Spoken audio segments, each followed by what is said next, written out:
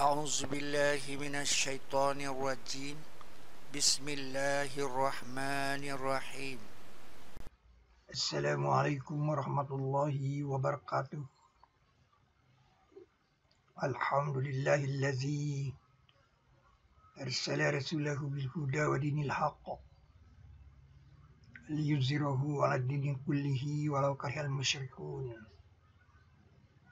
Asyhadu an la ilaha illallah wahdahu la syarikalah wa asyhadu anna Muhammadan abduhu wa rasuluh arsalahu kaffatan ilan nas basyira wa nazira wa hadiyan ilal haqqi wa sirajan munira. Fassalawatullah wa salamuhu alaihi wa ala alihi wa sahbihi ajma'in amma ba'du.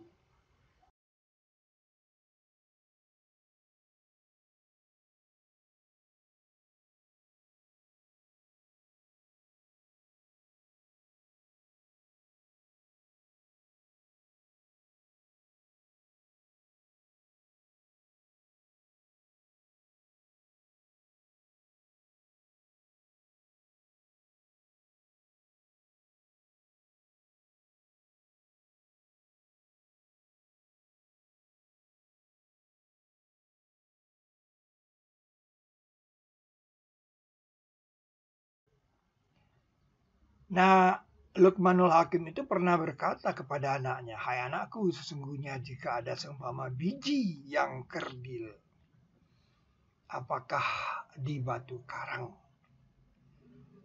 atau di langit, atau di bumi, akan didatangkan karakternya oleh Allah.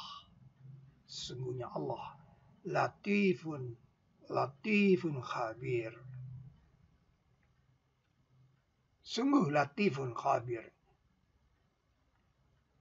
Sesungguhnya Allah latifun khabir. Nah, yang bisa dilihat manusia kan batu karang. Bumi itu dulu pandangan manusia kan cuma datar. Langit juga masih ngambang. Bagaimana langit? Penggambarannya itu cuma di batu karang. Bagaimana biji yang kerdil dibandingkan dengan batu karang? Nah, itu masalahnya. Maka itu ada cerita tentang batu karang ini.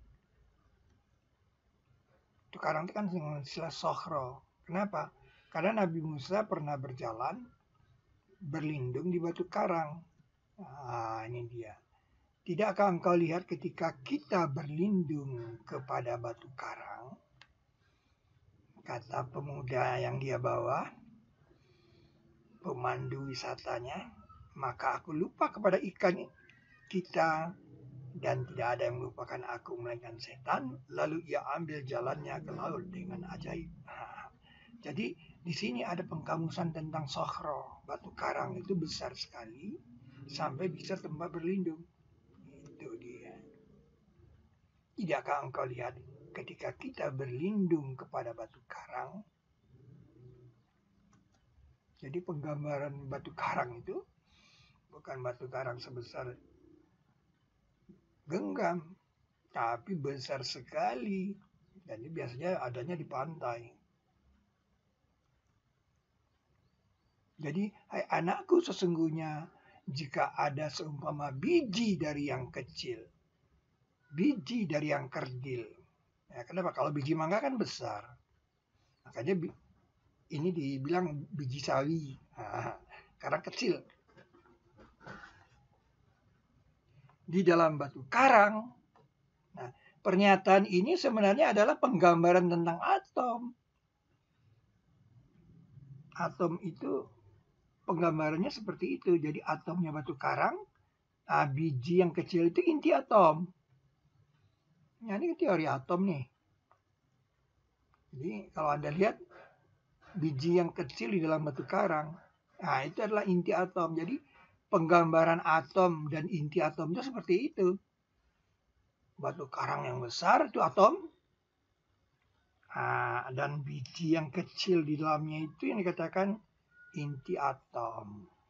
Tuh, jadi Luqmanul Hakim memberikan penggambaran tentang atom.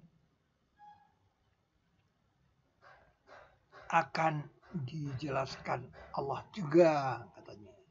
Sesungguhnya Allah latifun khabir. Jadi fenomena latifun khabir itu dari fenomena seperti ini.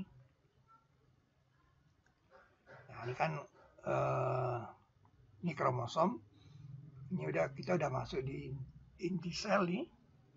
Nah, kita masuk ke atom. Nah, ini atom. Kan?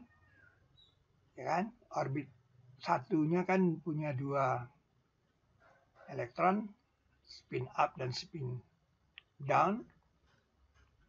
Ya kan? Kulit 1 dan kulit 2 ini udah atom ini. Nah, sekarang kita masuk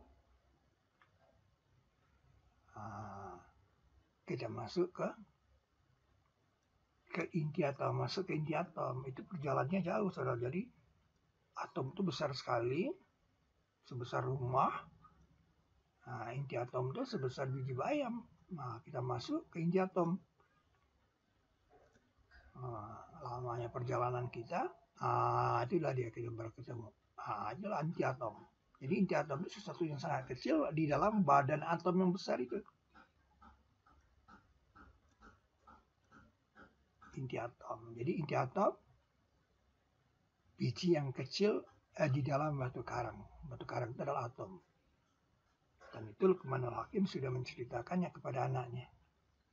Teori atom itu sudah ada dalam Al-Quran. Sakhra.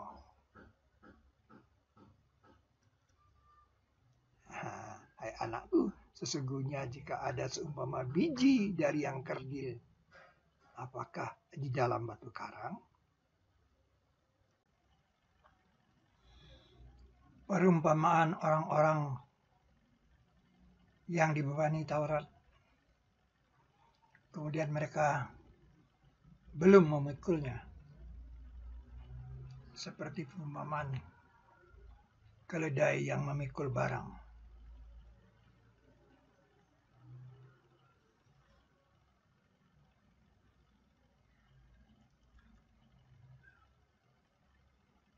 Bagi orang-orang yang berbuat kebaikan itu disediakan kebaikan dan tambahan, serta muka-muka mereka tiada tertutup dengan kehitaman dan tidak kehinaan. Mereka itulah ahli surga yang mereka akan kekal padanya. Dan bahwa kamu bersedekah itu lebih baik bagi kamu jika kamu mengetahui. Dan kamu akan mendengar dari orang-orang musyrik pencelaan yang banyak. Dan kecelakaan bagi orang yang musyrik, orang-orang yang tidak memberi zakat. Setan itu menakuti kamu dengan kekurangan. Katakan, adakah sama mereka yang tahu dan mereka yang tidak tahu?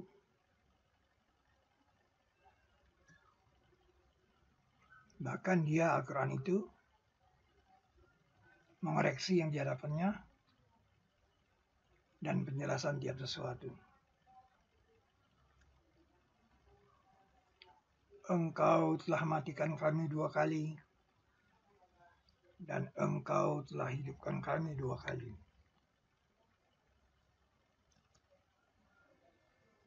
Dan hari ditiup pada trompet, maka terkejut siapa yang di langit dan di bumi, kecuali siapa yang disukai Allah. Dan setiap datang kepadanya dengan merendah diri.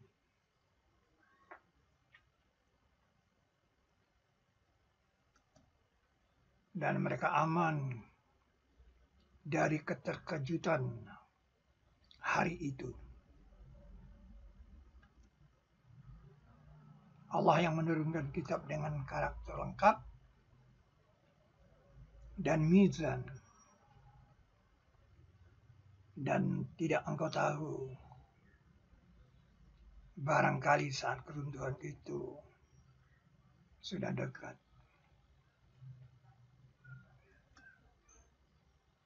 Maka berpalinglah dari orang yang lalai, dari menyebut kami, dan tidak mereka inginkan, melainkan kehidupan dunia. Barakallah bagi mereka yang mendorong gerobak.